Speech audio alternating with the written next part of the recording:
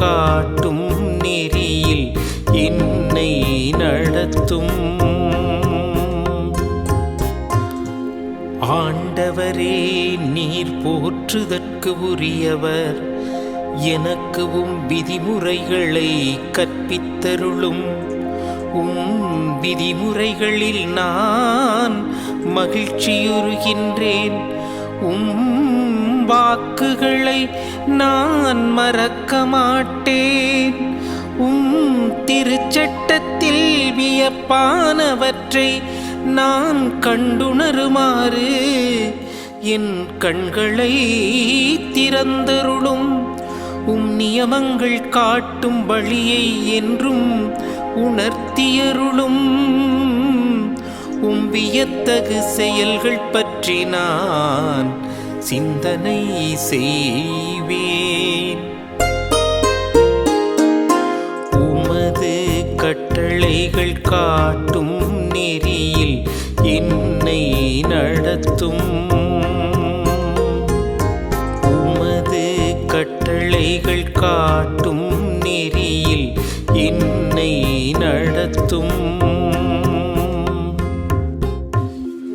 திருச்சட்டத்தின்படி நடக்க எனக்கு மெய்யுணர்வு தாரும். அதை நான் முழு உள்ளத்தோடு கடைபிடிப்பேன். கட்டளைகள் காட்டும் நெறியில் என்னை நடத்தும்.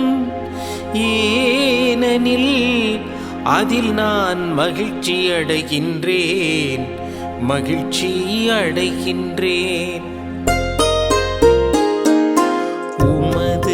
கட்டளைகள் காட்டும் நெறியில் என்னை நடத்தும்.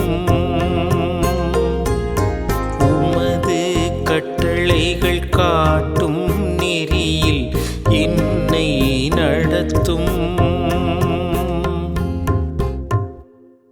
இயேசுவில் எனக்கு மிகவும் பிரியமான மாதா தொலைக்காட்சி நேயர்களே, தினம் ஒரு திருப்பாடல் என்னும் நிகழ்வு வாயிலாக இன்றைய நாளின் திருப்பாடலை சிந்திக்க உங்களை சந்திப்பதில் மிகுந்த மகிழ்ச்சி அடைகிறேன். ஆண்டவரே, கட்டளைகள் காட்டும் வழியில் என்னை நடத்தும் என்கிற தலைப்பில் திருப்பாடல் 119 இந்த நாளில் நாம் சிந்திக்க இருக்கிறோம். திருப்பாடல் 119 மிக நீளமான ஒரு திருப்பாடல் என்பதை நாம் அறிந்திருக்கிறோம். இந்த திருப்பாடல் எபிரேய அகர வரிசையிலே அமைந்துள்ளதாக ஒவ்வொரு 8 வசனங்களுக்கும் ஒரு அகர வரிசையின் எழுத்து என மொத்தம் 176 வசனங்களை தன்னகத்தே கொண்டதாக இருக்கிறது இந்த திருப்பாடல்.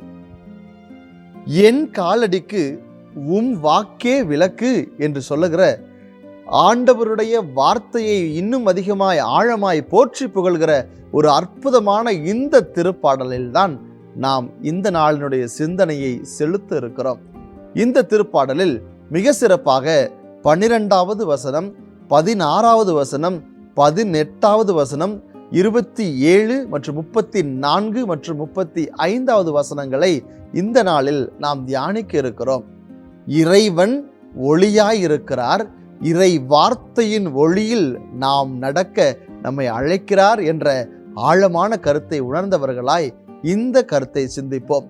இந்த 6 வசனங்களும் நமக்கு 2 காரியங்களை சுட்டி காட்டுகிறது. முதல் காரியம், ஆண்டவரிடமிருந்து நாம் கேட்கிற ஒரு ஜெபமாய் இருக்கிறது. இரண்டாவது காரியம், நான் என்ன செய்ய போகிறேன் என்பதை சுட்டி காட்டுவதாக இருக்கிறது.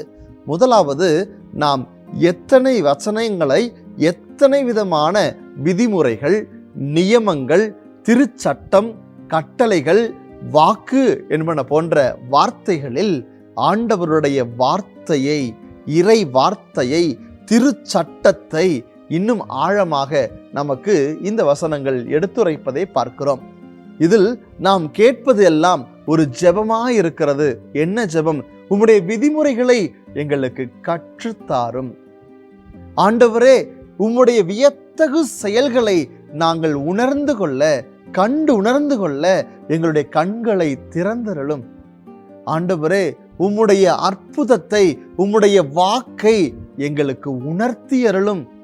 ஆண்டவரே, உம்முடைய திருச்சட்டம் கற்பிக்கிற அனைத்தையும் புரிந்து கொள்ள எங்களுக்கு மெய் உணர்வு தாரும் என்று ஒரு ஜெபமாக, ஆண்டவரே உம்முடைய திருச்சட்டம் காட்டும் வழியில் என்னை நடத்தும், உம் திருச்சட்டத்தை எனக்கு கற்பித்தருளும் என்கிற ஒரு ஜெபமாக இறைவனிடத்தில் ஏறெடுப்பதை போல இந்த முதல் பகுதியை நாம் பார்க்கிறோம்.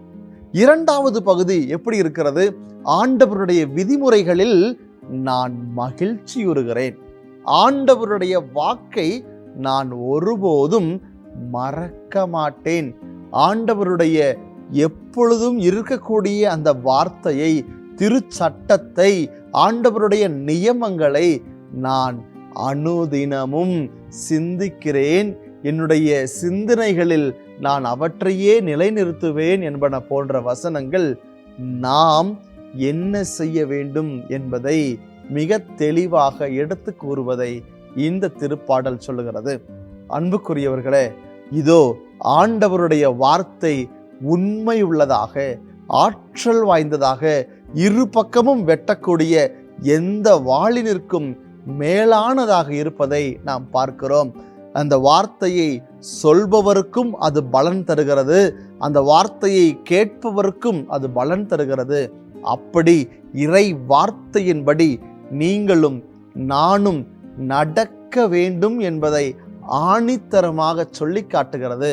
அப்படி நடப்பவர்களுக்கு ஆண்டவர் செய்த எல்லா வியத்தகு செயல்களையும் நாம் மறவாமல் நாம் உணர்ந்து கொள்ள, அதை நினைத்து பார்க்க, நம்முடைய சிந்தனையில் நிறுத்திட இன்றைய திருப்பாடல் நமக்கு அழைப்பு விடுக்கிறது. அன்புக்குரியவர்களே, நாம் எத்தனையோ காரியங்களை செய்கிறோம். அந்த காரியங்களிலெல்லாம் இறை வார்த்தை எந்த அளவுக்கு முக்கியத்துவம் பெறுகிறது? பல நேரத்தில் நம்முடைய வாயினின்று வருகிற வார்த்தைகள் எல்லாம் பிறரை காயப்படுத்துகிற வார்த்தையாகவே இருக்கிறது. நம்முடைய வாயினின்று வருகிற வார்த்தையெல்லாம் இறை வார்த்தையாகவே இருப்பதில்லை. நம்முடைய வாயினின்று வருகிற வார்த்தையெல்லாம் இறைவனுடைய சிந்தனையில் என்ன இருக்கிறதோ அதை போல இல்லை. நாம் யார் என்பதை உணர்ந்து கொள்ள, நம் தேவன் நமக்கு செய்த எல்லா விதமான நன்மைகளையும் நினைத்து பார்த்தால் நாம் இந்த நாளில் இருப்பது ஆண்டவருடைய இரக்கத்தினால் என்பதை நாம் உணர்ந்து கொள்ள முடியும் என்று பவுலடிகளார் சொல்லுகிறார். எனவே இதோ இந்த திருப்பாடலில் நாம் சிந்தித்ததை போல இறை வார்த்தையை நம்முடைய மையமாக கொண்டு அதன்படி நாம் நடக்கவும், அதனை கற்றுக்கொள்ள ஒரு ஆர்வம் கொண்டிருக்கவும், அப்படி கற்றுக்கொண்ட வழியில் நாம் ஆவியானவருடைய தூண்டுதலால் எந்நாளும் நடந்திடவும், நம்முடைய வாழ்வு ஒளிர்ந்திடவும் இந்த நாளில் இறைவனிடத்துல வரம் கேட்போம். செபிப்போமா.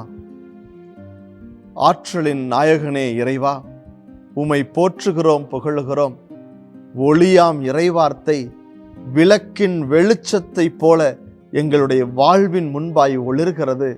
ஆண்டவரே, உம்முடைய திருச்சட்டம், உம்முடைய நியமங்கள், உம்முடைய விதிமுறைகளை நாங்கள் உணர்ந்து கொள்ளவும், அதன்படி நாங்கள் வாழ்ந்திடவும், அனுதினமும் உமக்கு உகந்தவர்களாய் ஒளிர்ந்திடவும் ஆண்டவரே, இறை வார்த்தையின் வழி எங்களையே ஒப்புக் கொடுக்கிறோம். நீர்தாமே எங்களை ஆசீர்வதித்து வழி நடத்துவீராக. எங்கள் ஜெபம் கேளும் ஜீவனுள்ள நல்ல தந்தையே. ஆமென்.